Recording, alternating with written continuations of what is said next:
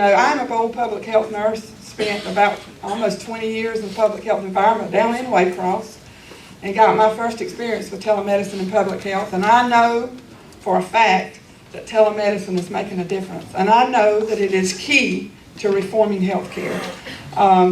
I'm here to tell you that Georgia really is leading the nation. There is not another program in the nation that compares to what we've been able to accomplish here. We'll just speed through this right quick because I want to spend most of my time. I know you just had breakfast, so I don't want you to get sick when you see this demonstration. When you see an eardrum. Anyway, I think the thing is you can talk about this stuff all day, right? But until you see it, you don't get it. And I want you to see what technology can do to reform healthcare. It truly is. What am I that's doing that? Just get too close. You think I'm getting too close? It truly is not about the technology anymore. It's about using it. It's about applying it in our daily routine applications of healthcare. You're talking about using iPads now, phones. Who doesn't have a phone? Wireless, 4G technology. Literally, I am going to be connecting down to Waycross, Georgia today using the 4G. I mean, that's where we are. Applications on iPads and tablets. I mean, this is where we're headed, and using all these kinds of things to really make a difference in getting access to care out there to our populations that need it. So I just wanted to show you, this is an old map. This is kind of where we are. Those white areas are beginning to close in. But the exciting thing is we have never had enough places for patients to be able to go to be seen. And once public health gets locations in every single health department, Dr. Fitzgerald has agreed that patients from any community can go there and be seen.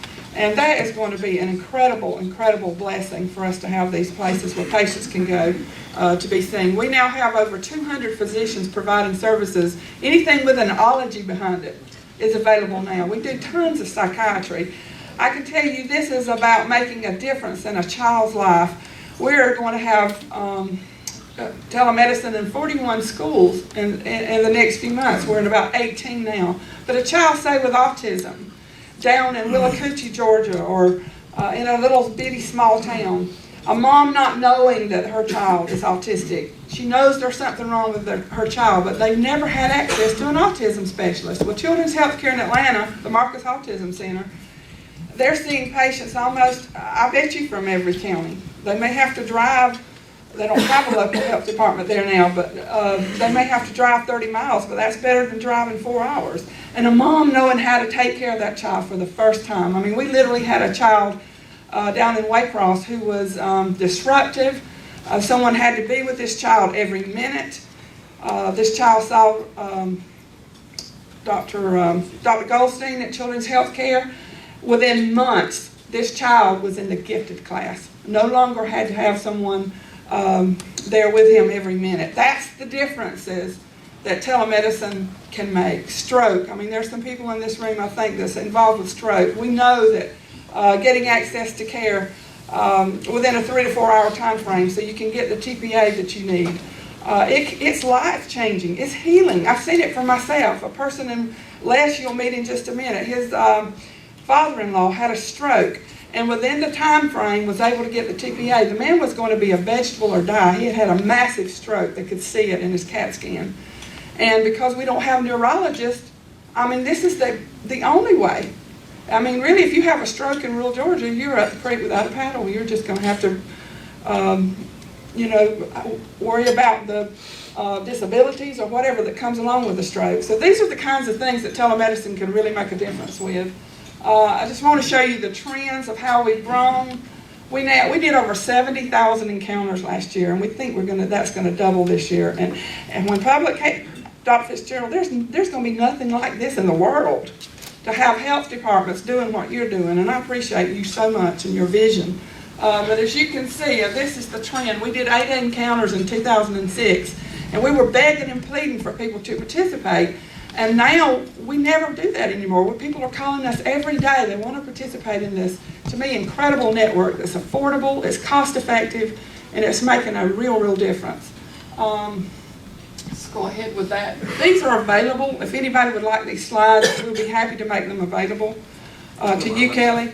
But I tell you where healthcare is going also too, is telemonitoring. You know, how about that? Electrifying.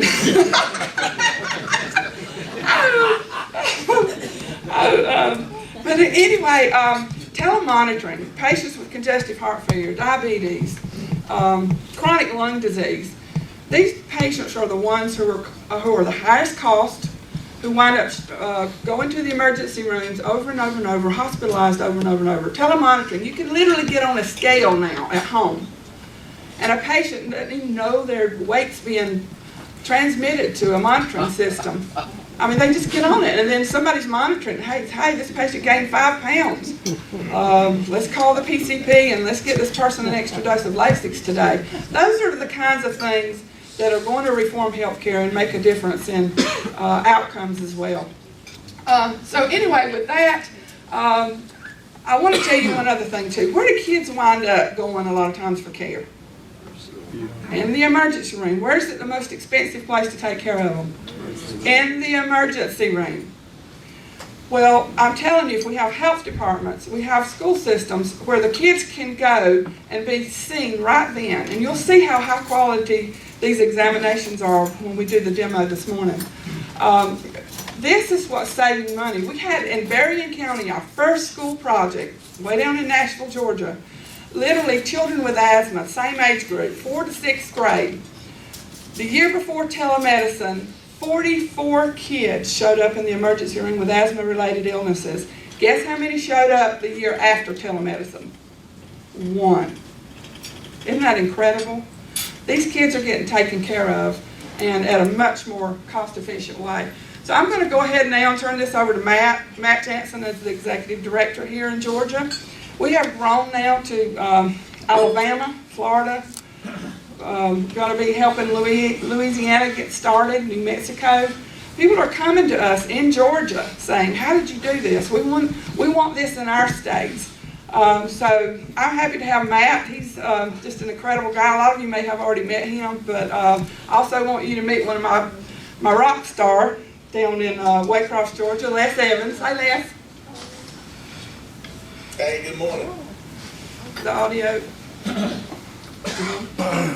Can you talk again? Let's see if we can hear you. Good morning. We hear you. Can y'all hear? It's a little bit low, but the main thing I want you to see. All right, Les, we want you to give us the demonstrations and show us some of your body parts. Okay. After I heard Dr. Fitzgerald, I wish my name was Scotty. That would be kind of cool for me, I guess. Okay, so the camera that I'm going to be using this morning is an AIO high-def camera. There's 2 or 3 choices on the market, but this is the one that we're using. But I'll just switch over really quick and just show you some images.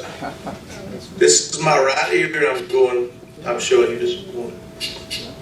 As you all can see, this is incredible. This is on a big screen, but even on a laptop or an iPad. Dr. Jean Sumner's here in the room. She does telemedicine all the time in her office. I mean, this is better. Dr. Sumner, you make a comment on how good you think these images are. Even better in person. Even better in person, really. So the physician's able to make a diagnosis if anybody has an ear infection. Go ahead, Les, see something else. Okay. I'll show you my throat now. Say ah.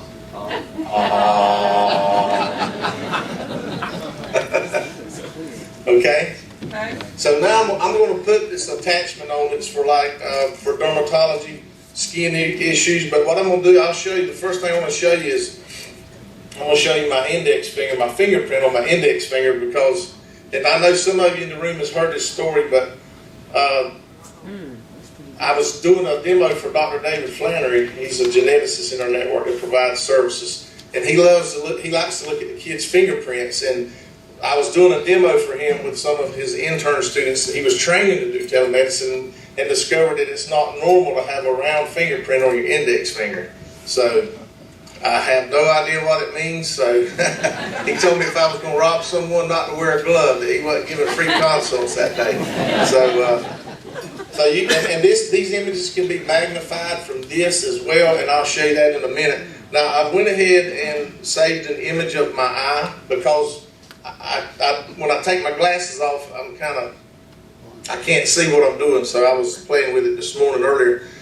So I wanted to show you these 4 images because in a school setting, when you have young kids like first graders or second graders, if you wait and connect with the specialists, and then start trying to show the images, sometimes it's hard to do because kids get so excited when they see these images on their, as they call it, the TV, that it's like trying to hit a moving target for the nurse. So we get the kids in a few minutes early, or recommend that they do, and get some images in advance. So really, I'm going to go on purpose. So now, like, I'm the patient on my end, and you're the specialist, and you say, okay, let me see some images. I can go ahead and pull these up. Now, if you specifically want to see the eye with my camera, I'm able to highlight that eye, single it out, and like I said, I can magnify these images many times over. Same way with the throat. Just whichever image you would like to look at closer, you can magnify these images. Yeah, and the neat thing is that all of this can be uploaded into your EMRs, so you can evaluate them for follow-up visits and such as that. Another thing that I like to show is inside the school system, the faculty, teachers come to me and ask me could they use it as a tool to look for head lice. I kind of laughed. I said I had no idea, but again, I mean it's magnified like 3 or 4 inches in length on this monitor, and you can actually see the blood pumping through the head lice. It's so magnified. So they can use it as a tool in the school system, not just connecting to a specialist, but just use it as a daily tool. And I'll just show you a couple more images now. I don't know how much time He'll show his little body parts if you want to. Les, when did you get through with that? I'll stop when you get ready. Okay, once you get through showing this, let's move to the X-rays, the image sharing system, and the stethoscope, because I only had 10 minutes, so we'll get close. Go ahead and switch over. Get worked up here. Matt, you want to talk about stethoscope? Yeah, we have a Bluetooth stethoscope that we use on our platform as well, that can stream live heart and lung sounds, and as well as we can store and forward the file as a WAV file, so you can actually monitor patients over time. So we have a couple different things that are very useful when doing a full diagnostic examination. Les is going to show you, we're going to do the stethoscope. Okay.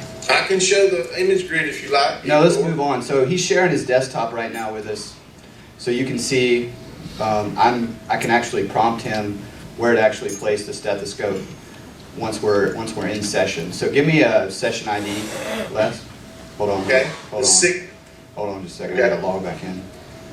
The stethoscopes, as you see Matt has in his hand, are Littman stethoscopes.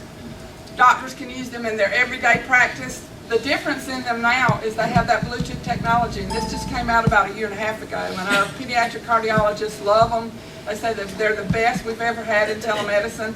So that's the easy thing. Doctors want it to be easy. They don't want to have to really go to a room. They want to be able to do it easy, and we'll show you too on the iPad how the doc can do most of everything he needs to do off an iPad or a laptop. So all this is housed on our server, so everything is secure.